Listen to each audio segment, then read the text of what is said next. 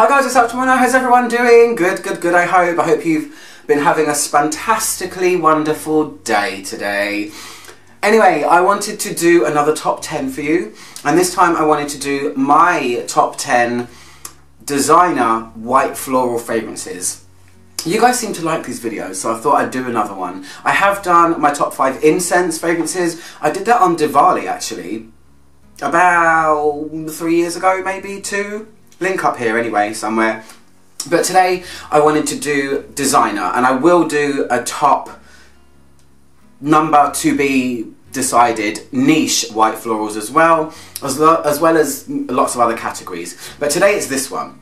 So I've picked 10 that I have owned, 10 that I have worn lots, and they're in no particular order apart from probably my top 2, so I'll do those last. But for now, what constitutes a white floral? It might seem like teaching you to suck eggs, or simple or obvious, but I'll tell you anyway.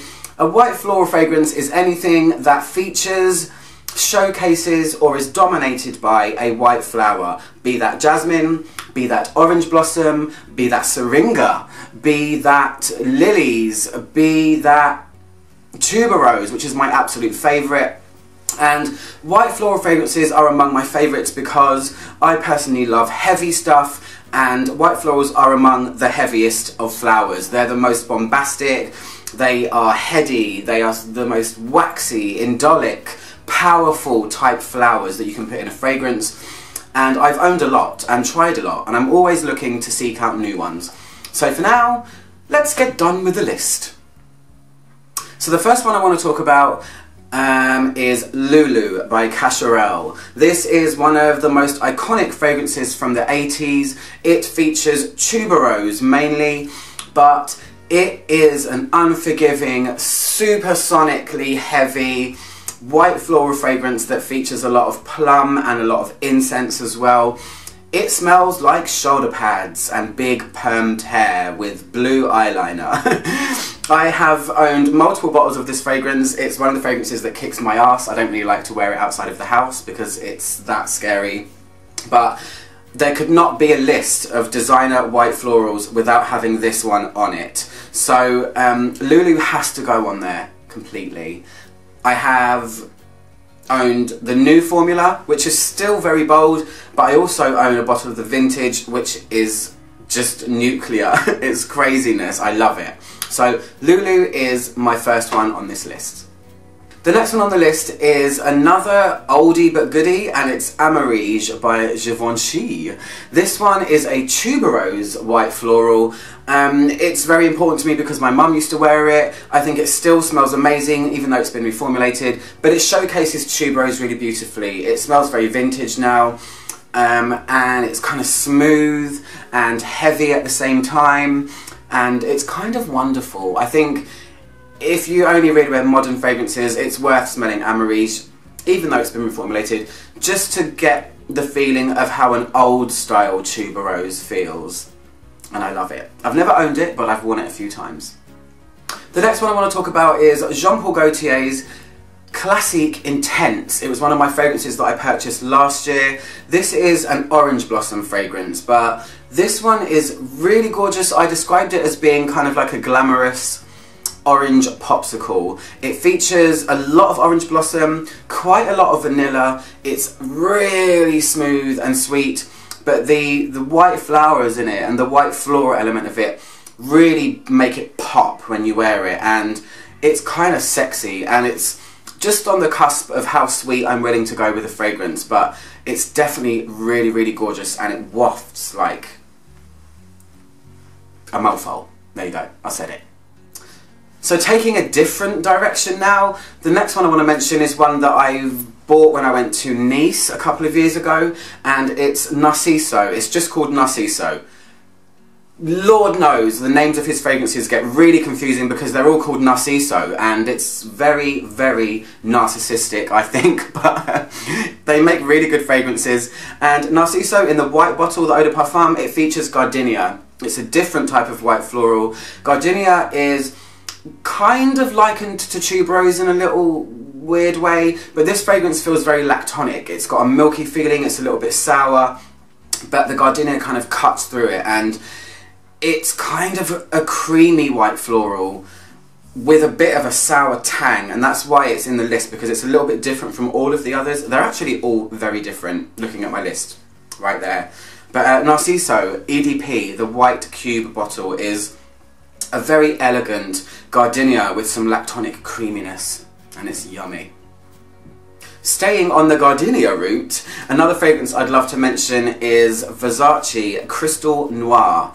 Looking at the bottle, it's purple, it's got this really dark black, gigantic, oversized crystal on the lid, but it actually features gardenia in a really good way. In this fragrance, it's paired together with, as controversial as it might be, because some people don't think that this note exists, but to me it smells very coconutty, so it feels almost tropical. It's very powdery, it's a little bit glamorous, and I'm not sure if it's been reformulated, but the bottle I own is the Eau de Parfum version, and man alive, it is one of the most long-lasting designer fragrances I own, in the form that I have it.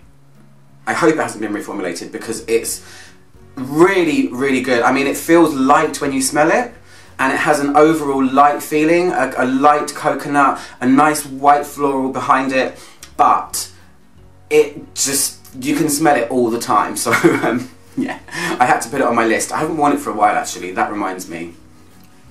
I've just realised I should have pulled the bottles out and had them in my hand, just for extra effect, but you can see the bottle, it's fine. The next fragrance is another one that this list would not be complete without. It would be a travesty if I didn't have it on my top 10, and it is the famous Alien by Thierry Mugler. This is a fragrance that heavily features jasmine, and it's a particular type of jasmine. It's sambac jasmine, which comes from India, as opposed to Jasminium grandiflorum, which is from France mainly. Sambac jasmine to me is a bit sweeter. It feels like it has a kind of incensiness infused into it in a strange way, but it's on the list because that fragrance to me, it only features 3 notes: cashmere woods, jasmine, and amber, white amber to be more specific. I can't do this list without it. It has a sort of Arabian-like feeling. It's a very in-your-face jasmine, super long-lasting, a real good example of a designer fragrance that showcases a white flower, because there are so many fragrances out there in the designer world that say they have jasmine in there, but I never really smell it. So I have to put that one in because it really does feature jasmine a lot. The next fragrance is changing tack again. This is an orange blossom fragrance, and it's Elie Saab Le Parfum, the first fragrance that he ever released. It was my first real foray into smelling an orange blossom fragrance, where I actually recognised it and figured out what it actually smells like. Orange blossom is kind of green smelling. Although it's a white flower, it has a kind of soapy green cleanness, and it's one of the most beautiful white flowers I think that exists, apart from tuberose, because tuberose is my favourite. But this was a real elegant, classy orange blossom fragrance. Orange blossom has a kind of honeyed tone to it as well. The bottle is gorgeous, it's like a little crystal, and I gave it to my friend to wear on her wedding day, so it's always going to be special, and that's why it's on my list. But it is a very beautiful orange blossom fragrance, and that's why it's on the list. The next one is by Dior, and it is Pure Poison. I remember the first time I smelled this, I thought that it smelled like scented tissues. It has that kind of white curtain, billowy type feeling to it. It's really nice, it's dainty, it's powdery, it's pretty, and it features jasmine. But it's kind of like a softened down jasmine. It's almost like Dior managed to tame white flowers in this fragrance, and that's why I like it. It actually contains 3. It has jasmine, gardenia, and orange blossom, so it has a triple effect of white flowers going on.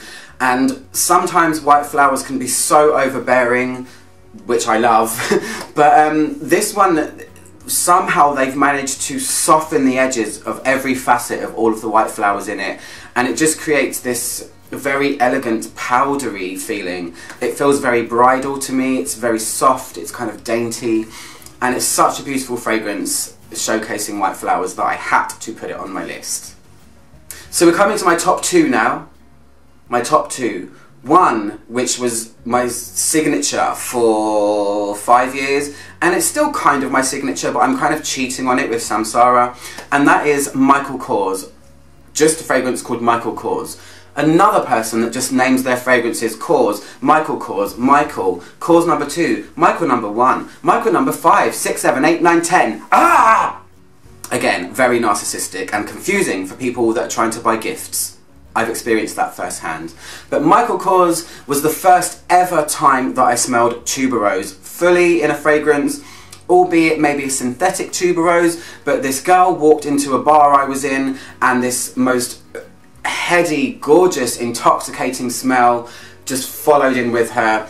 It was one of those moments where I had to just run after her and say, please tell me what that is, and I immediately went out and bought it. So Michael Kors is a tuberose fragrance, but it also features a bit of incense as well, which is always an added bonus for someone like me. But it is number 2 on my list for the reason of it being my first ever tuberose experience, and it's my signature. Well, my other signature. And man, it is strong. Which leads me to number 1 on my list. And this fragrance is not number 1 on this list only, it's actually in my top 10 fragrances ever in the world that I love, and it is Tom Ford's White Patchouli.